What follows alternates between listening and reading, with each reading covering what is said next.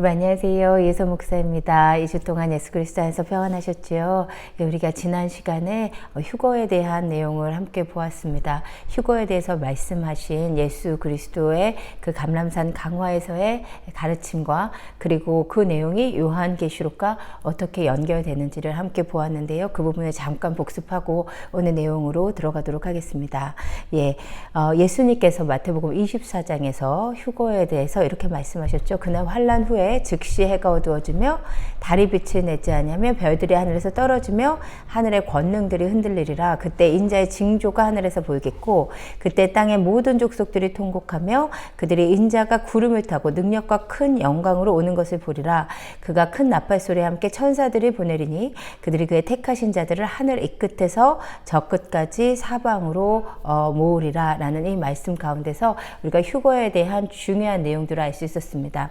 첫 번째 휴거는 성도가 환난을 통과하고 나서 일어난다는 것이었고, 두 번째 휴거가 일어나기 전에 직전에 어떤 징조가 있는데 그 징조가 뭐냐면 해가 빛을 잃고 달도 빛을 내지 아니하고 하늘의 권능들이 흔들리고 별들이 떨어지는 그런 천체의 이상 현상들이 있고 나서 예수 그리스도께서 오시는데, 그것을 모든 사람이 성도들 뿐만 아니라 이 땅에 있는 모든 예수 그리스도를 대적하는 자들도 볼 수 있게 오시고, 그때 예수님께서 나팔 소리와 함께 하늘 이 끝에서 저 끝까지 사방에서 주님의 휴거될 자들을 모아서 휴거시켜 가신다는 말씀이 예수님께서 말씀하신 마태복음 24장 29절에서 31절의 휴거에 대한 말씀이었습니다. 이 말씀을 우리가 보았고, 이것이 요한계시록의 인과 어떻게 연결되는지를 보았었는데요. 놀랍게도 요한계시록 6째 인이 예수님께서 말씀하신 이 휴거시의 징조와 정확하게 일치함을 보았습니다. 그게 요한계시록 6장이었죠. 함께 보면,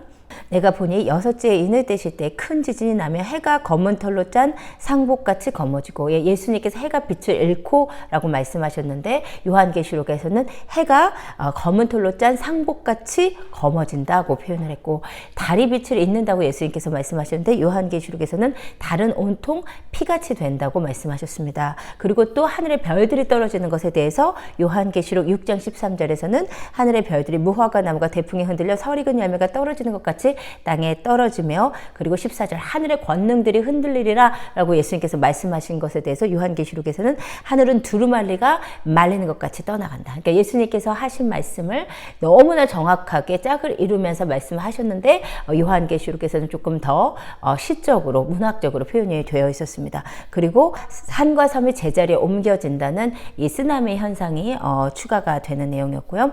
그 다음에 예수님께서 땅의 모든 족속들이 통곡하며 라고 한 구절로 말씀하신 것에 대해서 요한계시록 6장에서 15절에서 17절까지 세 구절에 걸쳐서 매우 자세하게 역시도 문학적으로 표현되어 있는데요. 땅의 임금들과 왕족들과 장군들과 부자들과 강한 자들과 모든 종과 자유인이 굴과 산들의 바위 틈에 숨어 산들과 바위들에게 말하되 우리 위에 떨어져 보좌에 앉으신 이의 얼굴에서와 그 어린 양의 진노에서 우리를 가리라. 그들의 진노의 큰 날이 이르렀으니 누가 능히 서리요 하더라. 네, 그래서 예수님께서 오시는 이 모습을 이 세상 사람들도 다 보고, 이 어떤 모든 천체와 또 지진과 또 쓰나미 이런 것 가운데서 그들이 이제 심판이 가까이 왔음을 느끼고 그들도 두려워하고 그래서 통곡한다고 했는데, 그것에 대해서 요한계시록에서는 그들이 큰 바위 틈에 숨어서 이 진노에서 우리를 가려줘라 라고 한다고 말씀하셔서, 예수님께서 하신 말씀이 요한계시록 6장의 6째 인과 정확하게 일치되는 모습을 보았습니다. 그러면 지금 우리가 지금까지 첫째 인부터 4째 인까지 한 것도 예수님께서 가르치신 감람산 강화의 내용과 그리고 또 요한계시록을 연결시켜 보면서 우리가 인의 내용들을 보았잖아요. 그 부분을 다시 보면 첫째 인이 적그리스도의 출현이었는데, 이게 예수님께서 말씀하신 거짓 그리스도의 출현과 똑같은 내용이었고요. 둘째 인이 바로 전쟁이었고, 셋째 인이 기근, 지진, 인플레이션이었고, 그리고 넷째 인부터가 이제 적그리스도의 출현에 의한 전 지구 인구의 4분의 1이 죽는 그 아주 극심한 핍박, 이게 후 3년반의 시작이 넷째 인이라고 말씀드렸죠. 그리고 다섯째 인은 그 넷째 인으로 말미암아 순교한 그리스도인들이 예수님께 언제, 하나님께 우리의 이 원한을 언제 풀어주시겠습니까? 라고 신원기도 하는 것이 다섯째 인이었습니다. 여기까지 받고 그리고 나서 이제 휴거에 대한 내용이 나오는 것이었잖아요. 바로 그 휴거 때 일어나는 징조가 바로 요한계시록 6장에 의하면 여섯째 인이었던 것입니다. 그래서 여섯째는 천체와 땅 바다의 기현상이 있고 나서 그리고 휴거가 있는 것이었습니다. 예수님께서 말씀하신 이 휴거의 징조들, 이 여섯째 인이 일어나고 나서 휴거가 있는 부분을 우리가 분명히 보았고, 그리고 감람산 강화에는 나오지 않지만 요한계시록 7장에는 휴거 이후에 바로 인치는 역사가 있는 것을 볼 수 있었습니다. 그리고 인치는 역사가 있고 나서 그 다음에 드디어 일곱째 인, 마지막 인이 떼지는데, 그 마지막 인은 어떤 마지막 인의 구체적인 내용이 있는 것이 아니라 마지막 인이 떼지면서 일곱 재앙이 시작하는 거예요. 그래서 마지막 인, 일곱째 인은 곧 첫 번째 나팔 재앙의 시작이 되었습니다. 그리고 제가 지금 계속 말씀드리는데, 첫째 인부터 여섯째 인과 일곱 인으로부터 시작하는 나팔 재앙, 그리고 그 이후에 오는 대접 재앙은 이 첫째 인부터 여섯째 인과 전혀 성격이 다른 것이라고 했습니다. 첫째 인부터 여섯째 인은 적그리스도에 의한 성도들의 핍박에 해당하는 것이고, 그 성도의 환난에 해당하는 것이고, 일곱째 인부터 시작하는 나팔 재앙과 그 이후에 오는 대접 재앙은 적그리스도의 성도를 향한 핍박이 아니라 하나님의 적그리스도를 향한, 하나님의 이 땅의 악한 세력을 향한 징벌의 개념이었습니다. 진노의 개념이었어요. 그래서 성경에서 여호와의 진노의 날이라고 했을 때는 바로 이 일곱째 인부터 시작하는 나팔 재앙부터가 여호와의 진노의 날이다 라고 여러분께 계속해서 강조해서 말씀을 드립니다. 예, 이것이 지난 시간에 했던 내용이었습니다. 오늘은 이에 이어서 우리가 지금까지 계속 어떤 패턴으로 보고 있냐면, 감람산 강화, 예수님께서 마지막 때에 대해서 주신 가르침과 이것이 요한계시록에 어떻게 연결되는지를 보고, 그뿐만 아니라 우리가 또한 그 예수님의 마지막 때에 대한 가르침이 구약의 예언서에는 어떻게 나와 있는지를 계속 보고 있었습니다. 오늘도 그 패턴과 동일하게 이 여섯째인, 즉 휴거시에 나타나는 징조와 이 휴거의 사건에 대해서 비단 감람산 강화나 요한계시록에만 나와 있는 것이 아니라 그 내용이 구약의 예언서에도 예언되어 있습니다. 우리 신약의 성도들이 잘 모를 뿐이죠. 그래서 오늘은 이 여섯째인, 즉 휴거의 징조와 휴거에 대한 기록이 구약의 예언서와 또한 신약의 서신서에 어떻게 기록되어 있는지를 우리가 그 구절들을 하나씩 살펴보겠습니다. 예, 그렇게 보고 나면 그렇게 이제 감람산 강화와 요한계시록뿐만 아니라 구약과 또 신약의 서신서에서 이 여섯째 인과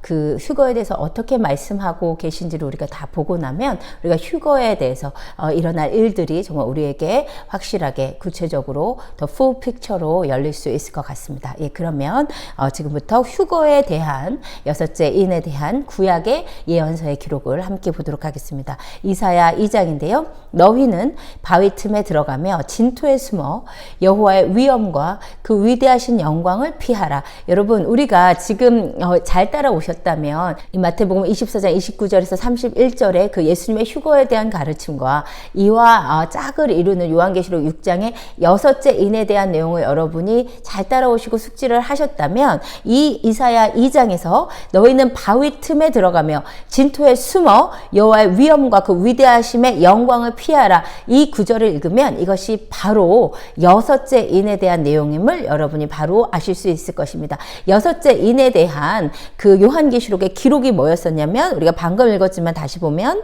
땅의 임금들과 왕족들과 장군들과 부자들과 강한 자들과 모든 종과 자유인이 굴과 산들의 바위 틈에 숨는다 그랬잖아요. 바로 그 장면을 이사야 2장에서 지금 말씀하고 있는 거예요. 계속 읽어볼게요. 그날에 눈이 높은 자가 낮아지며 교만한 자가 굴복되고, 이게 지금 무엇을 이야기하겠습니까? 우리가 방금 읽은 요한계시록, 땅의 임금들, 왕족들, 장군들, 부자들, 강한 자들, 다 어떤 자들이에요? 하나님을 대적해서 교만하게 살던 자들이잖아요. 지금 그 자들을 향한 말씀인 거예요. 뭐라고 말씀하시냐면, 그 눈이 높은 자들이 낮아지고 교만한 자들이 굴복되고 여호와께서 홀로 높임을 받으시는, 왜죠? 여호와께서 권능과 능력으로 이 땅에 오시는 시간이기 때문에 여호와께서 홀로 높임을 받으실 그 날에 대해서 말씀을 하는 것입니다. 그러자 19절, 사람들이 암혈과 토굴로 들어가서, 정확하게 일치하죠. 예, 요한계시록 6장 15절, 땅의 임금들과 왕족들과 장군들과 부자들과 강한 자들과 모든 종과 자유인이 굴과 산들의 바위 틈에 숨어, 이 장면에 대해서 이사야 2장 19절에서는 사람들이 암혈과 토굴로 들어가서 여호와께서 땅을 진동시키려고 일어나실 때 뭐예요? 예수님께서 이 땅에 오실 때죠. 그의 위엄과 그 광대하심의 영광을 피할 것이라. 바로 그 장면입니다. 그러면서 이제 이사야 2장에서는 조금 더 구체적으로 말씀을 해주시는데 무슨 일이 일어나냐면 사람이 자기를 위하여 경배하려고 만들었던 은 우상과 그 우상을 그날의 두더지와 박쥐에게 던지고, 예, 우리가 마태복음에서는 예수님께서 땅의 모든 족속들이 통곡하리라 라고 말씀하셨고, 요한계시록에서는 저 진노의 날을 이르렀으니 누가 능히 서리요 우리를 그 진노에서 가리라 이렇게 말한다고 했는데, 이제 이사야 2장에서는 여기서 더 나아가서 정보를 주는데 사람들이 그 하나님을 대적하여서 자기가 왕인 것처럼 살던 그 사람들이 자기의 우상들을 다 땅에 던지며 막 박쥐와 두더지에게 던진다는 거예요. 이게 정말 잘못됐구나, 그것을 인정을 하게 된다는 거죠. 그러면서 암혈과 험악한 바위 틈에 들어가서 여호와께서 땅을 진동시키려고 일어나실 때 그 위엄과 그 광대하심의 영광을 피하리라. 똑같은 말씀이잖아요. 요한계시록 6장과 똑같은 말씀이잖아요. 그러면서 말씀하시기를 너희는 인생을 의지하지 말라. 그의 호흡은 코에 있나니 셈할 가치가 어디 있느냐. 예, 바로 우리는 우리 신약의 성도들은 제가 요한계시록 이 마지막 때 강의 처음 시작할 때 말씀드린 것처럼 이 구약의 예언서의 거의 문맹 수준입니다. 구약의 예언서는 마지막 때 있을 일들, 특별히 마지막 때 이스라엘에게 있을 일들을 집중적으로 예언을 하시는데, 이것이 지금 신약 시대 우리한테는 이것을 미래주의적으로 정확하게 그리고 문자적으로 해석하지 않으면 이게 우리랑 무슨 말인지도 모르겠고 우리랑 아무 관련이 없는 얘기가 되는 거죠. 그래서 우리 신약 성도들이 뭐 구약을 읽으면서 무슨 말인지 모르겠으니까 그냥 넘기다가 뭐 이런 한 구절 나오면 너희는 인생을 의지하지 말라. 그의 호흡은 코에 있으니 스칠 가치가 어디냐. 이런 이 한 구절 그냥 붙잡아가지고 오늘 살면서 내가 사람을 의지하지 않겠다. 뭐 이런 식으로 우리는 묵상을 하는 것에 익숙하단 말이에요. 근데 그것은 그야말로 내 중심의 성경 읽기이고, 하나님께서 구약 예언서로 우리에게 주신 것은 그렇게 문맥과 상관없이 전체적인 내용과 상관없이 우리가 우리에게 적용할 수 있는 말씀만 한 구절 적용하라고 주신 것이 아니고, 이 하나님의 말씀을 있는 그대로 앞으로 일어날 일들을 주님께서 주님의 백성들에게 알려주신 것이에요. 그래서 우리가 이 말씀을 자세히 읽어보면 이것이 다 짝이 있는 거거든요. 지금 우리가 방금 읽은 이사야 2장이 마태복음 24장 그리고 요한계시록 6장의 6째 인과 너무나 짝을 이루는 이런 놀라운 말씀이잖아요. 이 하나님의 말씀을 우리가 자세히 읽으면서 이 말씀을 액면 그대로 있는 그대로 받아들이고 이 말씀을 이해해야 우리가 정말로 시대를 분별할 수 있는 그리스도인이 될 수 있는 것입니다. 그래서 이 이사야 2장은 제가 말씀드린 대로 요한계시록 6장의 6째 인에 대한 너무 정확한 또 더 자세한 예언이 되겠습니다. 예, 이 구약에 또 6째 인을 예언하고 있는 또 다른 구절이 이제 요에서 2장에 되겠지요. 같이 읽어볼게요. 여호와의 크고 두려운 날이 이르기 전에, 예, 여러분 제가 아마 마지막 때 한 넷째 시간 정도에 말씀드렸던 것 같은데, 이 여호와의 크고 두려운 날, 여호와의 날, 그날, 뭐 진노의 날, 이것이 다 마지막 때에 대한 모티브라고 말씀을 드렸고, 특별히 여호와의 크고 두려운 날이라는 것은 뭐냐면 예수님께서 이 땅에 오셔서 이 땅의 악한 자들을 진멸하는 7 나팔 재앙부터 일어나는 7 나팔과 7 대접 재앙을 여호와의 진노, 하나님의 큰 진노라고 표현을 합니다. 그것이 바로 우리가 아까 요한계시록 6장에서 읽었잖아요. 이 여호와의 큰 진노의 날이 이르렀으니 누가 능히 서리요라고 말하잖아요. 바로 그 여호와의 진노의 날이 7 나팔 재앙부터 시작을 하는 것이거든요. 그것이 바로 요에서 2장에 있는 여호와의 크고 두려운 날이 이른 거예요. 그러니까 바로 7째 나팔 재앙이 시작하기 전 6째 인의 상황이에요. 그것에 대해서 뭐라고 말하냐면 여호와의 크고 두려운 날이 이르기 전에, 즉 7째 인이 떼지기 전에 해가 어두워지고 달이 핏빛같이 변하려냐. 여기 보세요. 너무나 일치하잖아요. 6째 인에 무슨 일이 있었어요? 마태복음 24장의 예수님의 표현에 의하면 달이 빛을 잇고 해가 빛을 잇는다고 표현했고, 요한계시록의 표현에 의하면 해가 검은 털로 짠 상복같이 검어지고 달이 온통 피같이 된다는 것이 요한계시록 6장의 표현이었는데, 이 똑같은 사건을 지금 요에서 2장은 뭐라고 얘기하고 있는 거냐면 해가 어두워지고 달이 핏빛같이 변한다. 그러니까 여러분 이게 너무나 기가 막힌 거죠. 그죠? 이 요에서의 표현이 바로 정확하게 요한계시록 6장이랑 너무 짝을 이루잖아요. 그러니까 자, 요에서 2장 31절에 다른 표현으로 얘기하자면 일곱째 인이 떼지기 전에 여섯째 인이 떼진다. 이 말이랑 똑같잖아요. 일곱째 인이 어떤 거냐면 여호와의 크고 두려운 날이고, 여섯째 인이 어떤 거냐면 해가 어두워지고 달이 핏빛같이 변하는 것이었잖아요. 그러니까 정확하게 그렇게 말씀을 하고 계시는 것입니다. 계속 읽어보면요. 누구든지 여호와의 이름을 부르는 자는 구원을 얻으리니 이는 나 여호와의 말대로 시온산과 예루살렘에서 피할 자가 있을 것이며 남은 자 중에 나 여호와의 부름을 받을 자가 있을 것임이라. 예, 제가 지난 시간에 인치는 것에 대해서 말씀을 드린 것처럼 우리가 여섯째 인이 떼지고 예수님께서 휴거시켜 가시고 일곱째 인이 시작하면서 이제 여호와의 크고 두려운 진노의 날이 일어나는데, 그 전에 무슨 일이 있냐면 인치는 역사가 있다. 인치는 자는 누구냐? 이 땅에 신실하게 하나님을 찾는 유대인들을 주님께서 인치신다는 거예요. 저는 이 요에서 2장 32절이 그 인침을 받을 자에 대한 기록이라고 보는 것입니다. 누구든지 여호와의 이름을 부른 자는 구원을 얻는다. 무슨 말이냐면 후 3년 반의 시간 동안 아직 예수님이 그리스도인 것은 몰랐다 할지라도 이 적그리스도에 의한 아주 심각한 핍박 가운데서, 이것을 성경의 표현에 의하면 하나님의 백성들 유대인들이 체질하시는 시간이라고 했잖아요. 그 가운데서 하나님을 멀리 떠났던 유대인들의 마음이 하나님께 돌아오고 그 가운데서 여호와의 이름을 부르는 자들이 있단 말이에요. 바로 그 자들은 구원을 얻으리라고 했는데, 저는 이것이 바로 인침을 받을 14만 4천에 대한 말씀이라고 생각을 하는 것입니다. 그리고 또 나 여호와의 말대로 시온산과 예루살렘에 피할 자, 이것은 뭐냐면 예수님께서 마태복음 24장에서 적그리스도가 멸망에 가증한 것이 서지 못할 곳에 서거든 유대에 있는 자는 산으로 도망하라 했잖아요. 바로 그 시온산으로 도망하는 자는 피할 곳이 있고, 미처 못 도망갔더라도 예루살렘 안에 있어도 하나님의 초자연적인 능력으로 보호를 받는 자들이 있다는 것이고, 그리고 남은 자 중에 나 여호와의 부름을 받을 자가 있을 것이다. 이것은 제가 좀 나중에 설명을 해야 되는데, 예수님께서 이 성도들을 휴거시키고 나서 다시 하늘로 돌아가서 안 오시는 것이 아니라 일곱 나팔 재앙부터 예수님께서 이 땅에 오셔서 그 모든 재앙을 진두 지휘를 하십니다. 바로 그 가운데서 일곱 나팔 재앙부터는 적그리스도의 세력을 물리치시지만, 고통받던 하나님의 백성들, 적그리스도로 말미암아 감옥에 있던 유대인들을 예수님께서 가셔서 그들을 꺼내 오시면서 일곱 나팔 재앙, 일곱 대접 재앙 이후에 예루살렘으로 승리에 입성을 하시거든요. 그들과 같이 바로 그 예수님께서 불러서 빼내실 자들에 대해서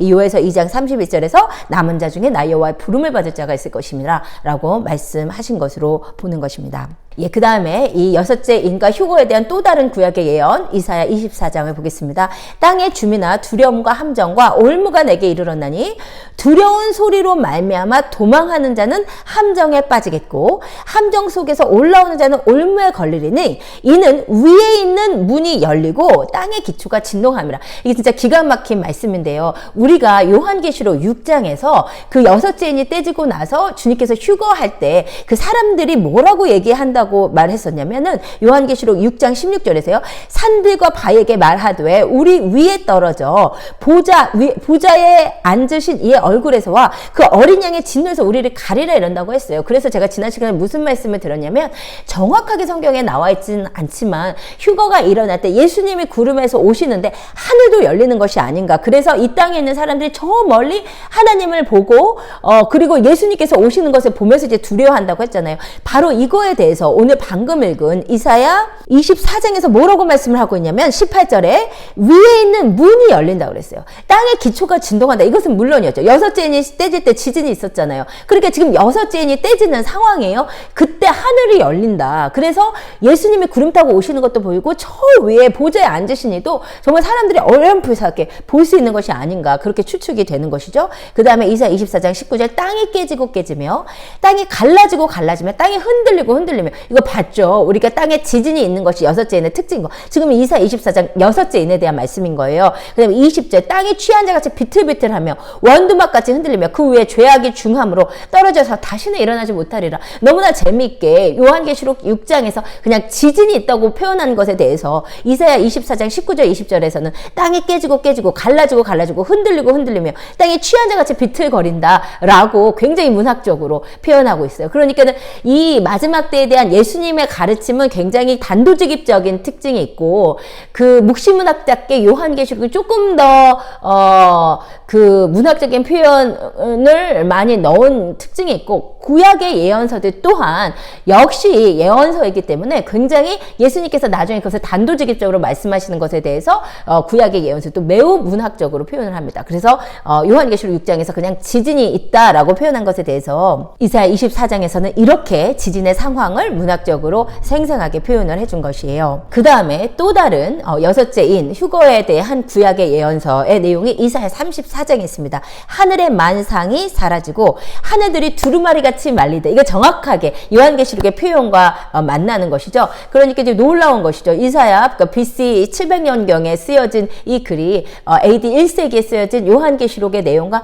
너무나 짝을 이룬다는 것이에요. 이사야서에서 말하기를 이 여섯째인의 상황을 하늘의 만상이 사라지고 하늘들이 두루마리 같이 말린다. 이것이 바로 예수님께서 말씀하신 마태복음 24장 하늘의 권능들이 흔들리리라 라는 말씀이었고 이것이 요한계시록 6장에서는 이 말씀과 그대로 동일하게 하늘은 두루마리가 말리는 것 같이 떠나간다 라고 말씀을 하신 것입니다.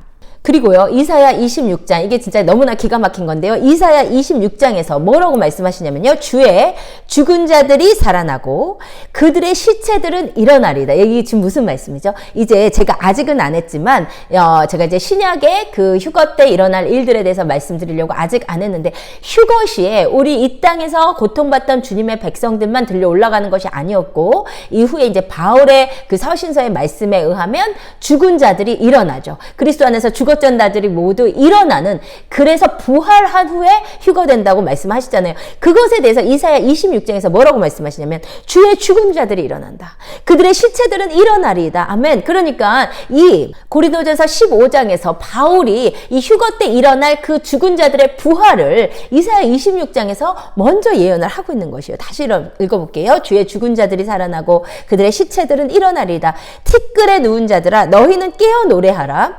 주의 이슬은 빛난 이슬이니 땅이 죽은 자들을 내놓으리다. 예, 이거에 대한 그 고린도전서 15장에 바울의 그 휴거에 대한 기록을 보면요, 굉장히 단도직입적이죠. 바울이 뭐 시적인 표현 쓸 리 없잖아요. 뭐라고 얘기하냐면 보라 내가 너희에게 비밀을 말하노니 우리가 다 잠잘 것이 아니요 마지막 나팔에 순식간에 호련히 다 변화되리니 나팔 소리가 나매 죽은 자들이 썩지 아니할 것으로 다시 살아나고 우리도 변화되리라. 아멘. 여기서 이제 우리가 예수님께서 오셔서 성도들을 휴거시키실 때 먼저 일어나는 일이 뭐냐면 부활이거든요. 죽은 자들이 먼저 부활을 하고 그 다음에 우리 성도들도 썩지 않은 몸을 입고 휴거가 되는 것인데, 여기 이제 마지막 나팔 때 부활을 한다고 했어요. 이것에 대해서 이제 간혹 이 마지막 나팔 소리와 함께 예수님이 오시고 나팔 소리와 함께 성도가 부활한다는 이 나팔과 그 다음에 이후에 오는 일곱 나팔을 헷갈려 하시는 분들이 있어요. 그래서 일곱 나팔 재앙에 마지막에 휴거된다 뭐 이런 식으로 얘기를 하시고 또 이해를 하시는 분들이 있는데 그것은 정말로 잘못된 것이고요. 일곱 나팔 재앙의 그 나팔과 예수님께서 오셔서 나팔 소리와 함께 우리를 휴거시키시고 우리를 부활시키는 이 마지막 나팔은 전혀 다른 나팔입니다. 왜 마지막 나팔이라고 바울이 표현을 했냐면 이것은 이스라엘의 나팔절기에 대해서 정확하게 이해를 하셔야 마지막 그 나팔절의 마지막 부는 마지막 나팔이 있거든요. 그가 휴거를 하는 건데 그 이제 나팔절 절기를 여러분이 알고 계셔야 왜 바울이 마지막 나팔이라고 얘기했는지를 이해하실 수가 있어요. 그것은 제가 나중에 기회가 되면 나팔절 할 때 말씀을 드리도록 하겠고, 지금 오늘은 길게 설명드릴 수 없지만 이 예수님이 오셔서 나팔을 부시고 우리를 휴거시키시고 부활시키시는 이 나팔은 나팔 재앙의 나팔과는 전혀 다른 나팔입니다. 그것만 여러분께 먼저 말씀을 드릴게요. 자, 그러면 어쨌든 간에 바울이 뭐라고 말했냐면 나팔 소리가 나매 죽은 자들이 썩지 아니할 것으로 다시 살아나고 우리도 변화된다는 거예요. 이거에 대해서 데살로니가전서 4장에서 조금 더 구체적으로 말씀하셨죠. 주께서 호령과 천사장의 소리와 하나님의 나팔 소리로 친히 하늘로부터 강림하시리니 그리스도 안에서 죽은 자들이 먼저 일어나고, 그러니까 예수님께서 나팔 소리에 함께 성도들을 데리러 오시는데 제일 먼저 일어나는 일이 뭐냐? 첫 번째, 그리스도 안에서 죽었던 성도들이 먼저 일어나는 거예요. 그 다음에 이제 두 번째, 우리 살아남은 자, 아직 죽지 않았던 이 땅에 있는 적그리스도의 그 핍박을 견뎌내던 우리 성도들도 구름 속으로 끌어올려가요. 그래서 공중에서 주를 영접하는데 고린도전서 15장 52절에 의하면 그 죽었던 자들은 썩지 아니할 부활체로 입고 올라가고 우리도 올라가면서 변화된다는 거예요. 그게 고린도전서 15장 52절이죠. 우리도 변화돼. 그러니까 이 고린도전서 15장 52절과 데살로니가전서 4장 16절을 연결을 시켜보면 먼저 이 땅에 예수님을 믿다가 죽은 자들, 그 주님의 그리스도의 약속을 기다리다가 죽은 성도들이 먼저 부활을 하고 부활체를 입고 올라가고 우리 또한 공중에 끌어올려가면서 부활체를 입고 지금 이 몸이 아니라 썩을 이 몸이 썩지 아니할 몸으로 변화되면서 올라간다는 것이에요. 엄청난 거죠. 바로 이 성도들의 부활과 또 우리의 휴거에 대해서 우리가 방금 읽은 이사야 26장에서 너무너무 멋있게 표현한 거예요. 다시 읽어볼게요. 주의 죽은 자들이 살아나고, 그쵸? 그리스도 안에서 죽었던 성도들이 일어나는 것이죠. 주의 죽은 자들이 살아나고, 그 다음에 그들의 시체들은 일어나리이다. 티끌에 누운 자들아, 죽은 자들아, 너희는 깨어 노래하라. 이제 깨어 노래하라. 그러니까 이 이사야 26장의 기록까지 우리가 같이 합쳐보면은 이 죽었던 성도들이 일어나면서 막 아마 공중에 주를 영접하러 올라가면서 막 진짜 노래하면서 찬양하면서 올라가는지도 모르겠어요. 그리고 주의 이슬은 빛난 이슬이니 땅이 죽은 자들을 내놓으리라 하면 예수님께서 오셔서 그 생명의 부활의 능력으로 이 땅에 오실 때 땅이 죽은 자들을 내놓는다. 죽은 성도들이 부활하는 것에 대해서 땅에 죽은 자들을 내놓는다고 이게 너무나 멋있게 표현을 하고 있는 것입니다. 그러면 구약에 휴거된 성도에 대한 예언은 없냐? 너무 기가 막히게 멋있는 예언이 있어요. 이사야 26장이요. 우리가 이제 아마 시간상 다음 시간에 하게 되겠지만 이 휴거를 받은 성도들이 어디서 어떻게 되느냐? 이것을 우리가 알 수 있는 중요한 구절이 이사야 26장이거든요. 뭐라고 되어 있나 보세요. 내 백성아 갈지어다.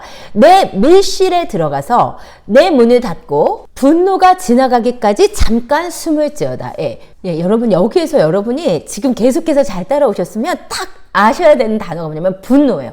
여호와의 분노. 그러니까 하나님의 분노의 날에 대한 구절이에요. 지금 예수님께서 오셔서 이 땅을 심판하실 이 여섯째인이 지나가고 일곱째인 나팔 재앙이 일어나 지금 그때쯤인 거예요. 그런데 지금 뭐라고 하냐면 이 주님의 분노의 날 일곱째 인이 떼지고 나팔 재앙이 시작하기 직전인데 지금 성경이 뭐라고 하냐면 내 백성아, 하나님의 백성들은 가라는 거예요. 왜요? 예수님의 그 진노가 지금 일어나기 전에 내 백성아 갈지어다. 어디로 가요?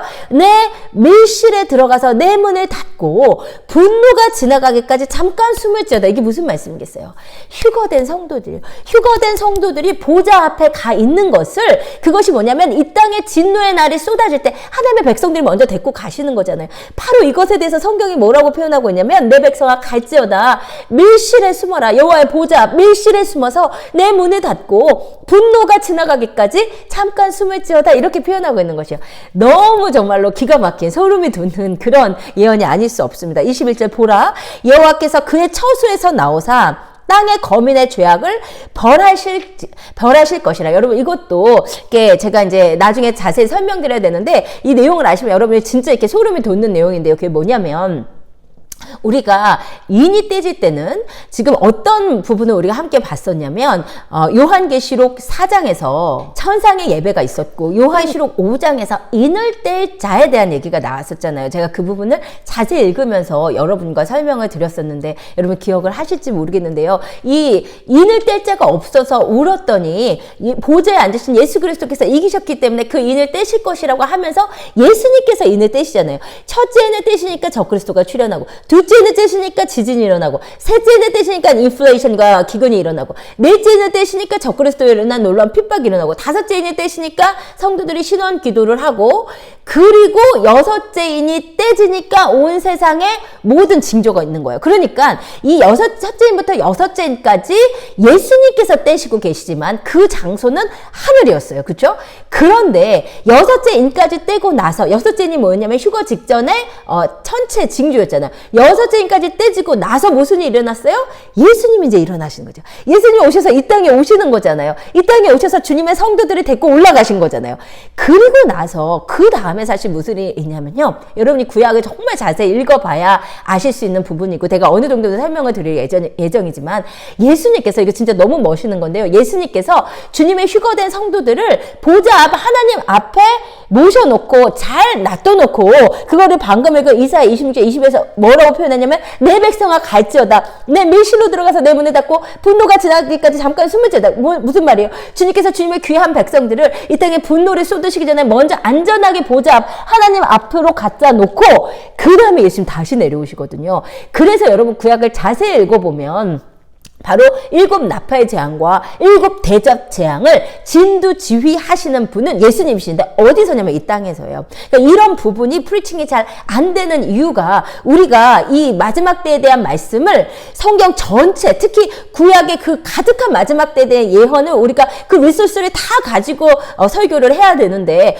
그냥 그 감람산 강화의 내용 그리고 요한계시록만 보고 하기 때문에 여기에 대한 자세한 내용을 우리가 알 수가 없는 거예요. 근데 그 자세한 내용들이 구약의 예언서에 다 있어요. 구약의 예언서들을 보면 예수님께서 직접 내려오세요. 그래서 예수님께서 사실 이 땅에 죄악된 이 적그리스도의 세력을 멸하시는데 예수님께서 군대장으로 진두지휘를 하십니다. 우리는 어떻게 생각하냐면 특히 그 환란전 휴거에서 어떻게 말하냐면 예수님께서 이 땅에서 휴거시켜서 나가서 성도들을 휴거시켜서 데리고 가시고 그 다음에 이제 위에서 어린 양의 혼인잔치가 있고 그 다음에 이 밑에서 있는 일은 예수님이 전혀 신경을 안 쓰시는 것처럼 얘기를 하고 그 다음에 예수님께서 다시 지상재림을 하신다. 이게 요한계시록 19장의 아마겟돈으로 이렇게 설명을 하는데 그것이 성경을 자세히 읽어보면 옳지 않아요. 예수님께서 요한계시록 19장에서 아마겟돈 전쟁을 하러 오실 때 이미 예수님의 옷이 붉어요. 근데 그 예수님의 옷이 붉은 이유는 예수님께서 십자가에 달려 돌아가셔서 아니에요.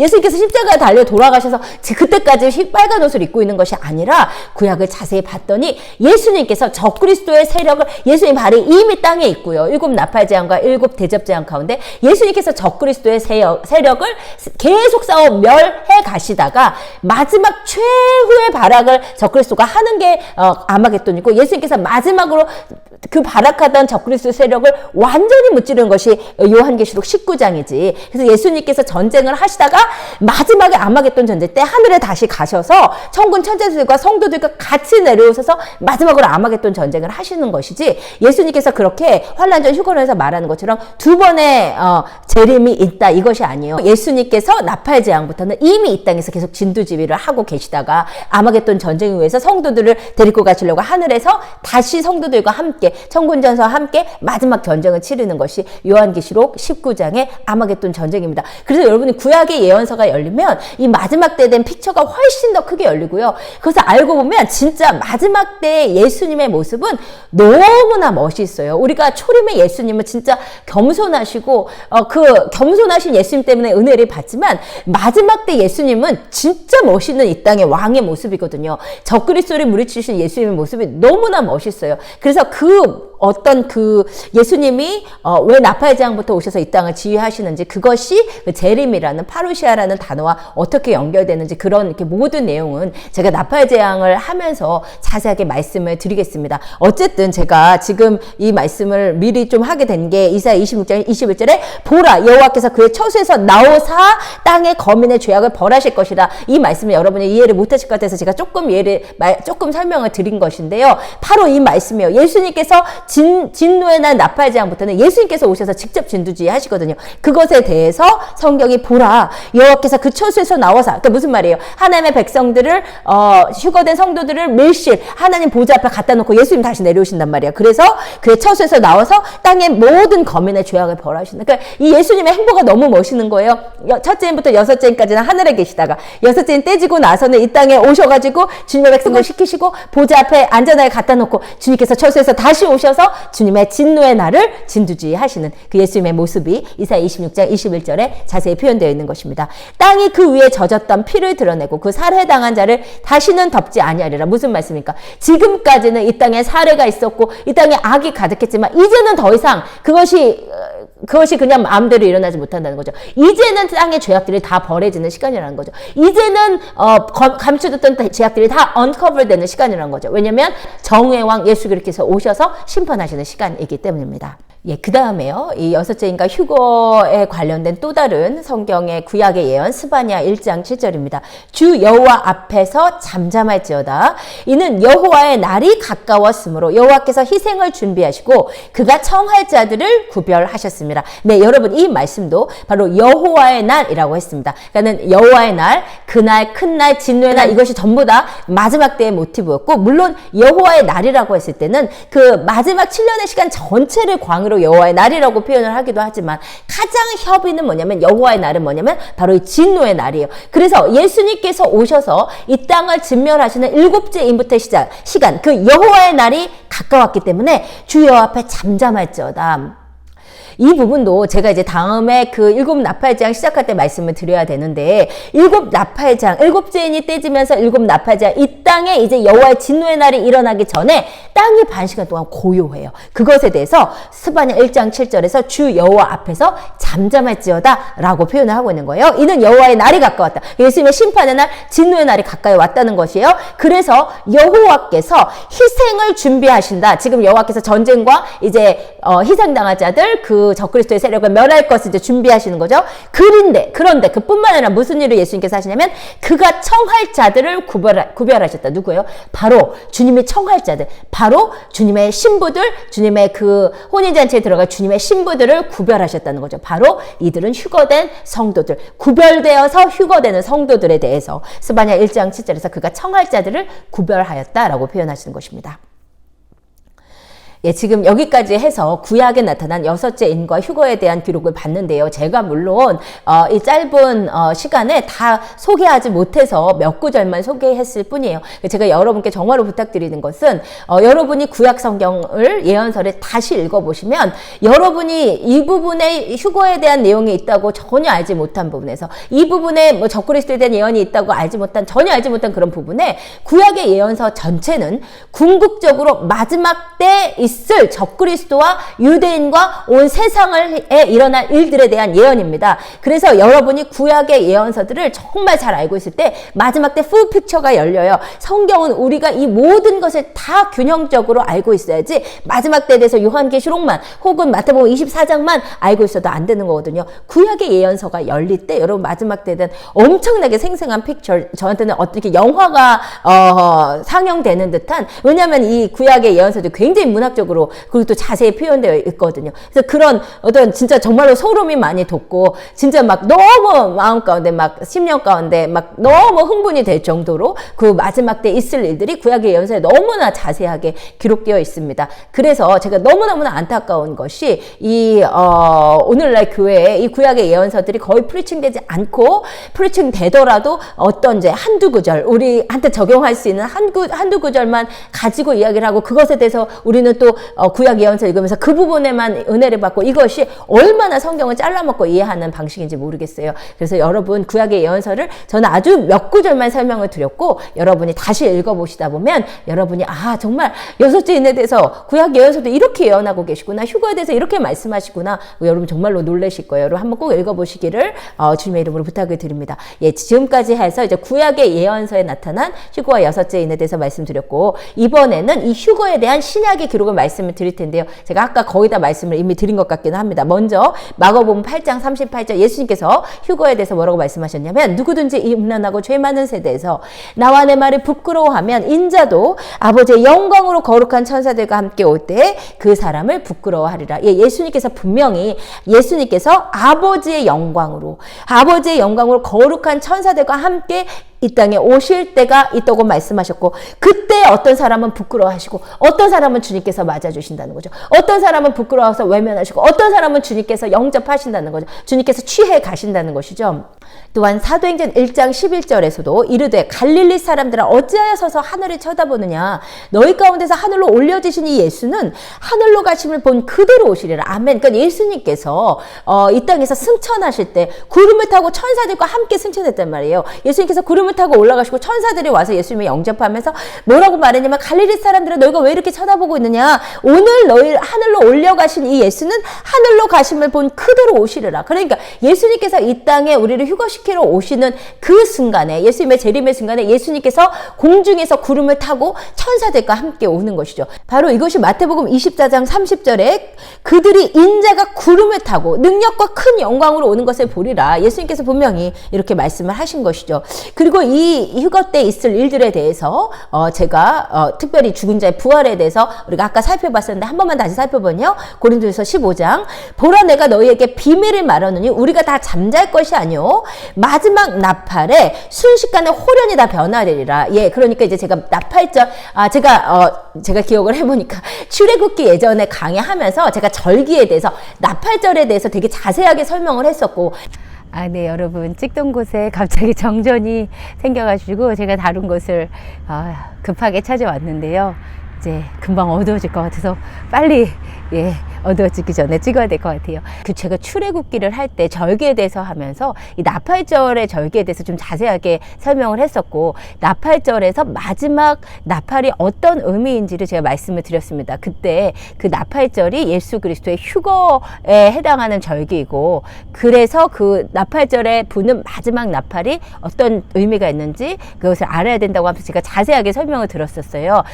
나팔절에 부는 그 나팔 소리의 종류들도 이제 제가 다 말씀을 드렸었고 그래서 제가 꼭 링크를 달아 놓을 테니까요. 이 나팔절의 절기에 대해서 그리고 이 마지막 나팔의 의미에 대해서 여러분 좀 이해를 하시면 좋겠습니다. 고린도전서 15장 51절에 마지막 나팔에 우리가 순식간에 호련이 다 변하리라. 보라 내가 너희에게 비밀을 말하노니 우리가 다 잠잘 것이 아니요 마지막 나팔에 순식간에 호련이 다 변화되리니.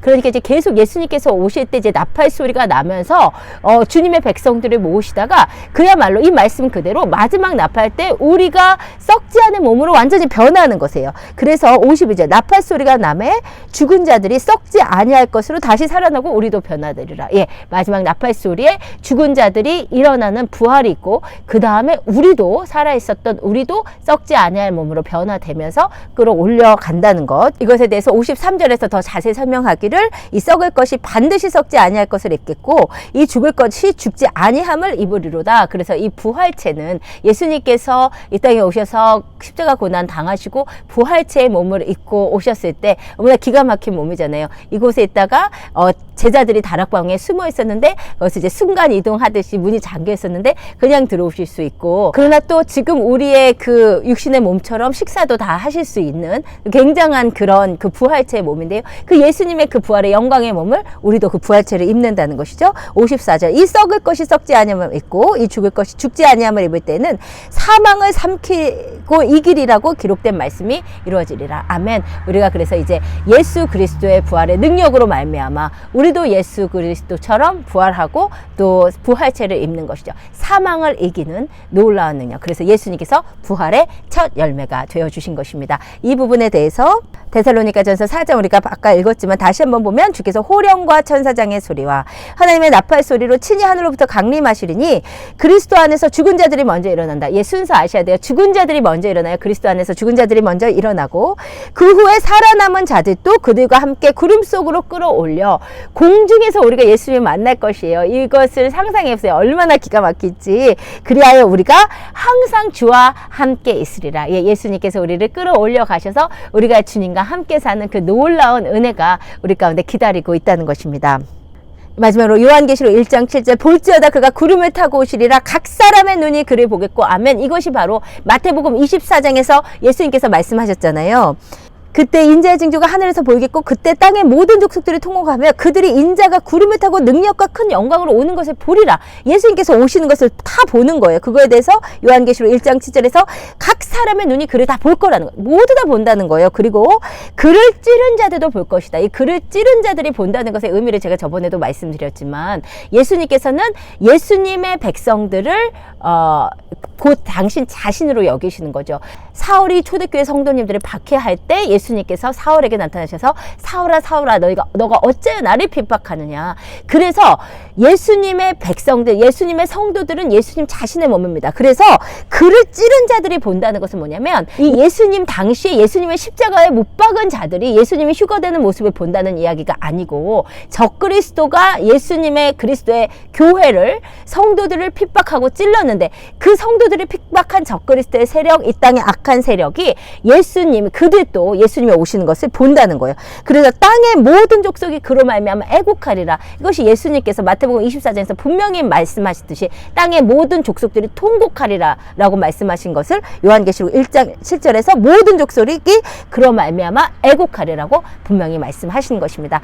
예, 여기까지가 이제 휴거에 대한, 그리고 여섯째 인에 대한 구약의 예언서들의 내용, 또한 신약의 예언서의 내용이었습니다. 이제 여기까지 이렇게 마무리를 짓고 보니까 우리가 이제 휴거 때 무슨 일이 일어나는지 분명히 아시겠죠. 환란이 있고 나서 예수님께서 구름을 타고 이 땅에 오시고 그때 하늘이 열리고 많은 사람들이 예수님이 오신 것과 저 하늘 위에 하나님의 보좌에 앉아 계신 것을 멀리나마 사람들이 보고 이 땅의 모든 족속들이 이제 통곡하면서 자기에게 임할 일을 생각하고 기가 막혀 하고 막 암혈과 토굴에 들어가서 이 진노에서 우리를 숨겨달라라고 얘기를 하고 예수님께서는 이 땅에 오셔서 마지막 나팔 소리와 함께 이 땅에 죽은 자들, 그리스도를 믿고 예수 안에서 살던 성도들을 먼저 부활시키시고 이 땅에 살아남았던 우리도 공중으로 끌러 올라가면서 썩지 않은 부활체의 몸을 입고 그리고 보좌 앞으로 가서 이 이후에 일어날 일곱 인부터 일어날, 그래서 일곱 나팔재앙부터 일어날 이 놀라운 주님의 진노에서 우리는 보호하심을 받는다.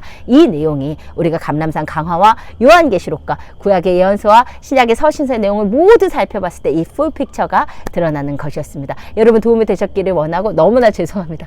정전이 돼서 또 어쩔 수 없이 장소를 옮겼는데 이 세상도 다 정전이 됐네요.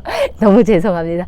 예, 여러분 예수 그리스도 안에서 평안하시고, 예, 다음 시간에 또 휴거에 대해서 조금 더 자세하게, 그러면 휴거된 성도들에게 어떤 일들이 일어날지에 대해서 또 중요한 내용들을 함께 살펴보도록 하겠습니다. 그때까지 예수 그리스도 안에서 평안하시길 원합니다. 샬롬 마라나타.